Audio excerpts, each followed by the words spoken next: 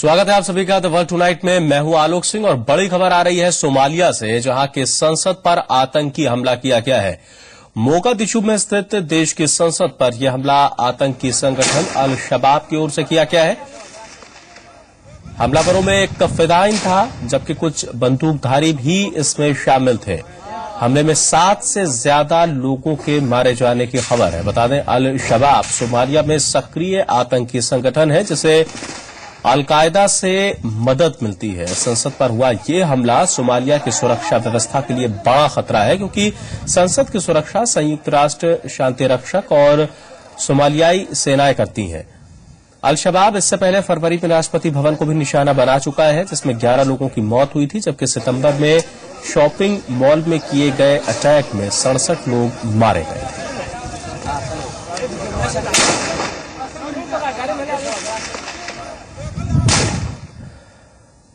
और अब बात भारत और पाकिस्तान के रिश्तों की। भारत और पाकिस्तान के बीच रिश्तों की एक नई शुरुआत होने की उम्मीद जग गई है। नवाज शरीफ की ओर से मोदी के न्योते को स्वीकार करने के बाद अब उम्मीद जाहिर की जा रही है कि इससे दोनों देशों के बीच रिश्तों पर जमी बर्फ पिघलेगी। हालांकि इस दौरे को लेकर कई तरह की बातें कही जा रही हैं, लेकिन एक बात जो साफ हो चुकी है कि नरेंद्र मोदी ने कूटनीतिक मोर्चे पर ये जो बड़ी पहल की है, उसका असर आने वाले दिनों में सकारात्मक दिखने लगा है।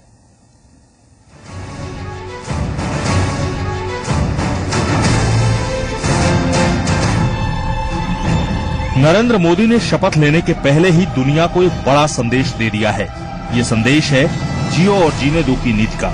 ये संदेश है उस नीति को आगे बढ़ाने का जिसकी शुरुआत अटल जी ने की थी। ये संदेश है पूरी दुनिया को ये बताने का कि नरेंद्र मोदी को लेकर अब तक जो भी धारणा बनाई गई थी वो सिवाय गफलत के और कुछ नहीं थी। नरेंद्र मोदी जी ने एक कूटनीतिक छक्का मारा है कि शपथ लेने से पहले सारे पड़ोसियों के प्रधानमंत्री प्रेसिडेंट बुलाए। ये कभी हुआ नहीं, और खास करके हमारे सबसे बड़े पड़ोसी हैं नवाज शरीफ साहब को बुलाया। पूर्व प्रधानमंत्री अटल बिहारी वाजपेयी ने कहा था कि हम सब कुछ बदल सकते हैं, लेकिन पड़ोसी नहीं बदल सकते। जाहिर है इस बात में किसी को शक नहीं होगा। तो ऐसे में विकास की गाड़ी तभी रफ्तार पकड़ेगी जब पड़ोस में शांति होगी, पड़ोसियों से अच्छे ताल्लुक होंगे, और कुछ नहीं तो कम से कम माहौल में तल्खी तो नहीं ही होनी चाहिए। मोदी ने शपथ ग्रहण से पहले ही सार्क देशों को न्योता देकर इसकी कारगर पहल की है। तो वहीं 3 दिनों तक हिचकिचाहट दिखाने के बाद पाकिस्तानी प्रधानमंत्री नवाज शरीफ ने न्योता स्वीकार कर इस पहल को आगे बढ़ाया है। मौका को थोड़ी है पॉलिटिक्स बात करने का।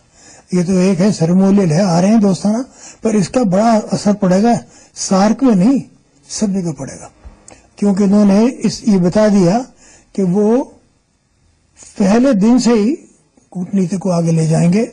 जो 10 साल में नहीं किया मनमोहन सिंह यूपीए ने, वो ये करके दिखा देंगे। दरअसल मोदी की तरफ से भेजे गए इस न्योते में 6 देशों ने अपनी सहमति तो पहले ही दे दी थी, लेकिन इंतजार था तो सिर्फ पाकिस्तान के रुख का। इसकी बड़ी वजह बीते दशक का वो अतीत जिसमें भारत और पाक के रिश्तों में भरोसा बिल्कुल टूट चुका था। खासकर मुंबई हमले के बाद तो जो संवादहीनता का दौर चला वो अब तक खत्म नहीं हुआ है। ये बात और है कि 27 मई की सुबह आमने सामने खुलकर बातचीत करने का सिलसिला शुरू होगा, क्योंकि इस दिन मोदी भारत के नए प्रधानमंत्री के तौर पर अपने पाकिस्तानी समकक्ष नवाज शरीफ से आमने सामने बैठकर बात करेंगे। भारत में जहां इस मुलाकात को लेकर बुद्धिजीवी समाज अमन की उम्मीद कर रहा है, तो नई उम्मीदों के सुर पाकिस्तान से भी आ रहे हैं। नवाज शरीफ की बेटी मरियम ने नवाज के दौरे की सहमति मिलने के बाद ट्वीट किया है कि भारत के साथ अच्छे संबंध स्थापित हों, दोनों देशों के बीच डर और तनाव खत्म होना चाहिए, और अच्छे संबंधों से ही डर और तनाव खत्म होगा।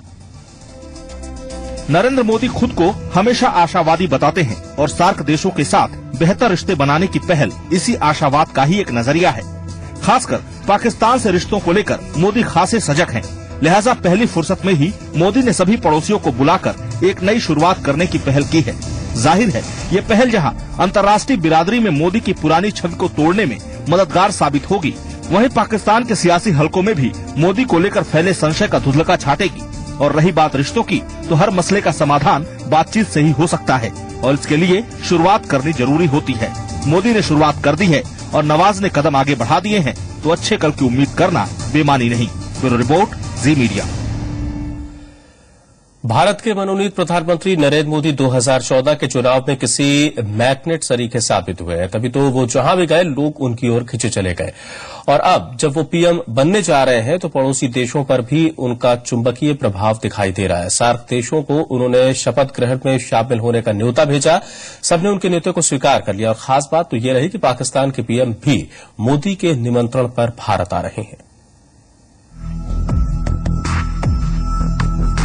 काफी सोच विचार और मंथन के बाद आखिरकार पाकिस्तान के प्रधानमंत्री नवाज शरीफ को मोदी नाम के चुंबक ने भारत की तरफ खींच ही लिया। पाकिस्तानी पीएम नवाज शरीफ 26 तारीख को मोदी के शपथ ग्रहण समारोह में शरीक होंगे। कहां पहले भारत और पाकिस्तान के अधिकारियों और नेताओं की मुलाकात को लेकर बहाने तलाशने पड़ते थे, लेकिन नरेंद्र मोदी का ये एक कदम उनके शपथ ग्रहण को ऐतिहासिक बना देगा। 26 मई 2014 की तारीख इतिहास के पन्नों में दर्ज हो जाएगी, क्योंकि पहली बार कोई पाकिस्तानी प्रधानमंत्री भारतीय पीएम के शपथ ग्रहण में शामिल होगा। ये मुलाकात नरेंद्र मोदी और नवाज शरीफ दोनों के लिए अहम है, क्योंकि मुलाकात के बहाने दोनों ही देश अपने नफे नुकसान देखेंगे। आइए जानते हैं मुलाकात के फायदे क्या हैं। दोनों देशों के बीच रिश्ते बेहतर होने से उम्मीद बढ़ेगी। न्योता स्वीकारने से दुनिया भर में नवाज शरीफ की तारीफ होगी। बातचीत का सकारात्मक माहौल होगा। पाकिस्तान की आवाम में भी नवाज शरीफ का कद बढ़ेगा। वहीं मोदी के नजरिए से देखें तो दक्षिण एशिया में भारत की धाक बढ़ेगी। विश्व में नरेंद्र मोदी का कद बढ़ेगा। देश में भी मोदी के इस कदम से उनका डिप्लोमेटिक मास्टर स्ट्रोक हिट हो गया। खास बात तो ये है कि पाकिस्तान में भी मोदी की छवि इससे काफी हद तक सुधरने के आसार हैं और लोग उन्हें सकारात्मक छवि के नेता के तौर पर देख सकते हैं। मोदी ने पीएम की कुर्सी पर बैठने से पहले ही अपनी डिप्लोमेटिक स्ट्रेटेजी का परिचय दे दिया है। हालांकि मोदी को इस कदम से फायदा ही फायदा है, लेकिन नवाज शरीफ के लिए ये सब इतना आसान नहीं होगा, क्योंकि पाकिस्तान में आईएसआई का प्रभाव और कट्टरपंथियों की बगावत आम है। ऐसे में इस फैसले के लिए शरीफ की तारीफ की जा सकती है। ब्यूरो रिपोर्ट, जी मीडिया। नवाज शरीफ की भारत यात्रा से पहले दोनों देशों के बीच दोस्ताना माहौल बनाने की कोशिश शुरू हो गई है। इसी कड़ी में पहल करते हुए पाकिस्तानी सरकार ने 150 भारतीय कैदियों को रिहा करने का ऐलान किया है। कैदियों की रिहाई 26 मई को वाघा बॉर्डर पर होगी। पाकिस्तान के वजीर आजम नवाज शरीफ नरेंद्र मोदी के शपथ ग्रहण समारोह में शिरकत करने के लिए दिल्ली पधार रहे हैं। मोदी के न्योते और नवाज शरीफ की भारत यात्रा को दोनों देशों के संबंधों में एक नई पहल के रूप में देखा जा रहा है। विदेश मामलों के जानकार जहां इसे अच्छे दिनों की शुरुआत मान रहे हैं, वहीं भारत के 150 परिवारों के लिए तो अभी से अच्छे दिन आ गए हैं। पाकिस्तान की सरकार ने नवाज शरीफ की भारत यात्रा से पहले 150 भारतीय कैदियों को रिहा करने का ऐलान किया है। इस्लामाबाद से भारतीय डिप्टी कमिश्नर गोपाल बागले ने ये जानकारी ईमेल के जरिए दी है। 26 मई को वाघा बॉर्डर पर रिहाई की जाएगी। ऐसा पहली बार नहीं है जब भारत पाकिस्तान के संबंधों की बेहतरी के लिए कैदियों की रिहाई हुई हो। अगस्त 2013 में सीमा पर गोलीबारी के कारण पैदा हुए तनाव के बीच पाकिस्तान ने 337 भारतीय कैदियों को रिहा किया था। इनमें से ज्यादातर मछुआरे थे, जिन्हें पाकिस्तानी नौसेना ने गिरफ्तार किया था। खास बात यह है कि ये सभी अपनी सजा पूरी कर चुके थे। इससे पहले जुलाई 2013 में भी पाकिस्तान ने 7 भारतीय कैदियों को रिहा किया था। इनमें से एक महिला कैदी भी शामिल थी। भारत की ओर से भी वक्त वक्त पर पाकिस्तानी कैदियों को रिहा किया जाता रहा है। कैदियों की रिहाई को लेकर भारत पाकिस्तान न्यायिक समिति भी बनाई गई है, जो अक्सर दोनों देशों की सरकारों से कैदियों की रिहाई की सिफारिशें करती रहती है। बहरहाल नवाज शरीफ भारत आ रहे हैं और उससे पहले जो संबंधों को मधुर बनाने की शुरुआत हुई है, वो एक अच्छी पहल है। हालांकि देखना यह है कि नरेंद्र मोदी और नवाज शरीफ के बीच दोस्ती का ये रास्ता कितनी दूर तक जाता है। ब्यूरो रिपोर्ट, जी मीडिया।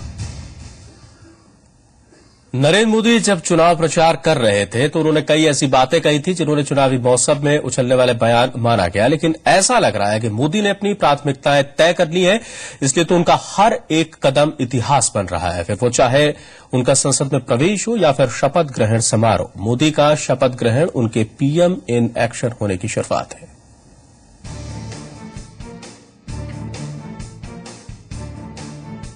देश के भावी प्रधानमंत्री नरेंद्र मोदी चुनाव प्रचार के दौरान ही अपनी नीतियों को जनता के सामने रख रहे थे। उन्होंने साफ तौर पर कहा कि वो देश की आंतरिक सुरक्षा को मजबूत करना चाहते हैं। मेरी सोच ये है कि समस्याएं बाहर नहीं होती है, समस्या घर में होती है। अगर देश मजबूत है, सरकार मजबूत है, इरादे मजबूत है, तो दुनिया कभी भी हमें आंख नहीं दिखाती है। और मेरा सिद्धांत है, न हमें किसी को आंख दिखानी चाहिए, न कोई हमें आंख दिखाए, न हमें आंख झुका के रहना चाहिए, न हमने किसी को आंख झुकाने के लिए मजबूर करना चाहिए। संबंध होना चाहिए आंख मिलाकर बात करने का। मोदी ने हमेशा विकास के नाम पर देश की जनता से वोट मांगे। चुनाव परिणाम भी बताते हैं कि देश की जनता को भी मोदी की विकास वाली प्लानिंग खूब पसंद आई। मोदी अपने पड़ोसी देशों से ऐसे ही संबंध चाहते हैं, जहां सभी देश एक दूसरे के विकास के लिए काम करें। यानी मोदी की विदेश नीति भी इसी आधार पर काम करने वाली है कि जियो और जीने दो। पाकिस्तान के हुक्मरान समझिए, 10 साल के लिए आप पाकिस्तान की धरती पर आतंकवादियों को पैर नहीं रखने देंगे, आतंकवादियों को रक्षा नहीं करेंगे, आतंकवादियों का ब्रीडिंग ग्राउंड नहीं बनने देंगे। 10 साल करके देखिए, मैं दावे से कहता हूं, पिछले 60 साल में पाकिस्तान की जो प्रगति नहीं हुई है, उससे अनेक गुना प्रगति पाकिस्तान की होगी। सार्क देशों को शपथ ग्रहण का न्योता देकर मोदी ने दिखा दिया है कि वो अपने पड़ोसियों के प्रति सकारात्मक सोच रखते हैं। बांग्लादेश हो, हिंदुस्तान हो या पाकिस्तान हो, हमें अगर लड़ाई लड़नी है तो लड़ाई गरीबी के खिलाफ लड़नी चाहिए। हमें अगर लड़ाई लड़नी है तो लड़ाई अशिक्षा के खिलाफ लड़नी चाहिए। हमें अगर लड़ाई लड़नी है तो अंधश्रद्धा के खिलाफ लड़नी चाहिए। मोदी अच्छी तरह जानते हैं कि दो देशों के बीच अच्छे संबंध तभी बन सकते हैं जब उनके बीच अच्छे व्यापारिक रिश्ते हों। मोदी अपने गुजरात मॉडल का जब भी जिक्र करते हैं तो बिजनेस की बात करना नहीं भूलते। मोदी को अच्छे से इस बात का इल्म है कि उनके पास जो 5 साल हैं, उसमें देश के साथ साथ दुनिया भर के मुल्कों की उम्मीदें भी शामिल हैं। तभी तो उन्होंने शुरुआत ही इतनी जबरदस्त की है। पाकिस्तानी पीएम को निमंत्रण देने से जहां उनकी छवि अच्छी होगी, वहीं पड़ोसी देशों को भी एक सकारात्मक संकेत जाएगा। मोदी की जीत पर नवाज ने उन्हें बधाई देकर पाक बुलाया। उन्होंने एक कदम आगे लिया तो मोदी ने भी उनकी तरफ एक कदम दोस्ती का बढ़ा दिया। हालांकि दोनों देशों की तलखी किसी से छिपी नहीं है, लेकिन ये खूबसूरत शुरुआत उम्मीदों की है। व्यापार के मुद्दे पर भारत ही नहीं, पाकिस्तान भी मोदी से उम्मीदें लगा सकता है। और अनुमानों की माने तो अगर सकारात्मक व्यापार हुआ तो भारत और पाक के बीच व्यापार $5 अरब के पार हो सकता है। मोदी शपथ ग्रहण समारोह के अगले ही दिन south Asian association for regional cooperation यानी सार्क में शामिल सभी देशों के प्रतिनिधियों से मुलाकात करेंगे। जाहिर है बात नवाज शरीफ से भी होगी और इस अहम मुलाकात से संबंध सुधरने की आस लगाई जा रही है। यानी प्रधानमंत्री बन चुके नरेंद्र मोदी पहले ही दिन भारत पाक संबंधों पर काम करना शुरू कर देंगे। ब्यूरो रिपोर्ट, जी मीडिया। विदेश मंत्रालय ने कहा है कि सभी सार्क देशों ने शपथ ग्रहण में आने के न्योते को स्वीकार किया और सभी देशों से नेता शपथ ग्रहण समारोह में शामिल होंगे। We had extended invitations to 8 countries and all 8 have accepted, starting with Afghanistan, when President Hamid Karzai will be attending. Maldives, President Abdullah Yamin Abdul Gayoom will attend.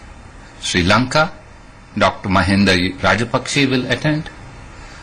Bhutan, Mr. Tenzing Taubge will attend. Mauritius, Dr. Naveen Chandra Ramgulam will attend. Nepal, Mr. Sushil Koirala will attend, and Bangladesh, Dr. Sharmeen Chowdhury will attend, and finally, we've just also got the confirmation from Pakistan that Prime Minister Nawaz Sharif will attend. रूस के प्रधानमंत्री Vladimir Putin ने भी भारत के मनोनीत प्रधानमंत्री नरेंद्र मोदी के साथ घनिष्ठ संबंध का करने की बात कही है। उन्होंने कहा है कि भारतीय लोगों के साथ उनके रिश्ते राजनीतिक पार्टीज के ऊपर है। उन्होंने कहा कि भारत के साथ रूस के आर्थिक, सामरिक और तकनीक सहयोग बढ़ेंगे। पुतिन ने यह भी कहा कि वो मोदी से मिल चुके हैं, इसलिए उनके साथ वो काफी अच्छे से काम कर सकेंगे। थाईलैंड में तख्तापलट करने के बाद अब वहां के सैन्य शासन ने देश के पूर्व प्रधानमंत्री यिंगलक शिनवात्रा और उनके ताकतवर व्यापारिक घराने के कुछ सदस्यों को हिरासत में ले लिया है। यिंगलक शिनवात्रा और पिछली सरकार के कई नेताओं को सेना के सामने पेश होने के लिए कहा गया था और फिर वहीं से उन्हें किसी अज्ञात जगह पर ले जाया गया। खुद को नया प्रधानमंत्री घोषित कर चुके थल सेना प्रमुख प्रयुद्ध चान ओचा ने कहा है कि देश में चुनाव से पहले देश को आर्थिक, सामाजिक और राजनीतिक सुधारों की जरूरत है।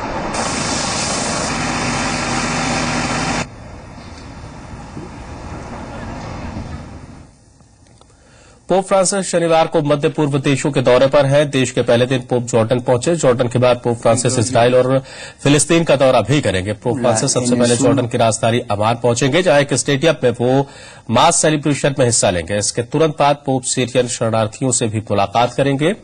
पोप फ्रांसिस के इस दौरे का मकसद ऑर्थोडॉक्स चर्च के साथ रिश्ते बेहतर करना है। साथ ही इस इलाके में लगातार बढ़ रहे तनाव को अपने प्रभाव से कम करना भी उनका मकसद है। उधर देश में सेना के तख्तापलट का विरोध करने के लिए लोग प्रदर्शन कर रहे हैं। हालांकि सेना उनके मंसूबे कामयाब नहीं होने दे रही है।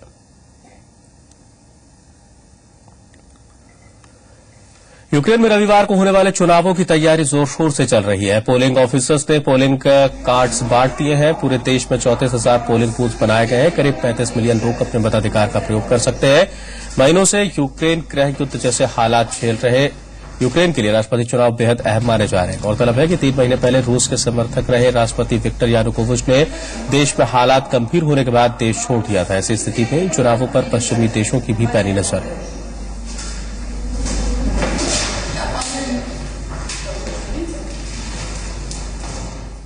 उधर मिस्र में अगले हफ्ते होने वाले राष्ट्रपति चुनावों के लिए शनिवार को चुनाव प्रचार का शोर थम गया। चुनाव प्रचार के आखिरी दिन काहिरा के सड़कों पर वोटर्स नेताओं के समर्थन में नारे लगाते दिखे। 26 और 27 जून को होने वाले वोटिंग के लिए मिस्र में तैयारियां भी तेज हो चुकी हैं। इस चुनाव में पूर्व सेनाध्यक्ष अब्देल फतेह अल सीसी को बहुमत मिलने की उम्मीद की जा रही है, क्योंकि इस वक्त मिस्र की जनता उन्हें काफी पसंद कर रही है।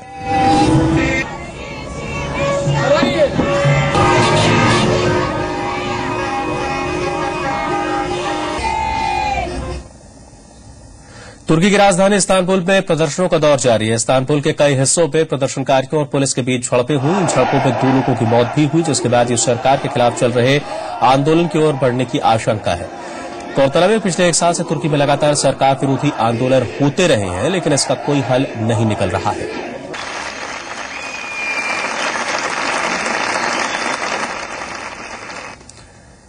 चीन के यूनान प्रांत को शनिवार के सूरज ने भूकंप के झटकों से थर्रा दिया। भूकंप का केंद्र यिंगजियांग काउंटी रहा। रिएक्टर स्केल पर भूकंप की तीव्रता 5.6 मैग्नीट्यूड रही। भूकंप से कुल 8 लोगों के जख्मी होने की भी खबर है। भूकंप के बाद इस आफ्टर शॉक्स भी इसके महसूस किए जाते रहे। हाल फिलहाल प्रभावित इलाकों में राहत कार्य जारी है। उधर ग्रीस में भी कुछ ऐसे ही झटके महसूस किए। यहां भूकंप की तीव्रता 6.4 मैग्नीट्यूड रही। झटके लगातार 10 सेकंड तक महसूस किए जाते रहे। द वर्ल्ड टुनाइट में इतना ही। नमस्कार।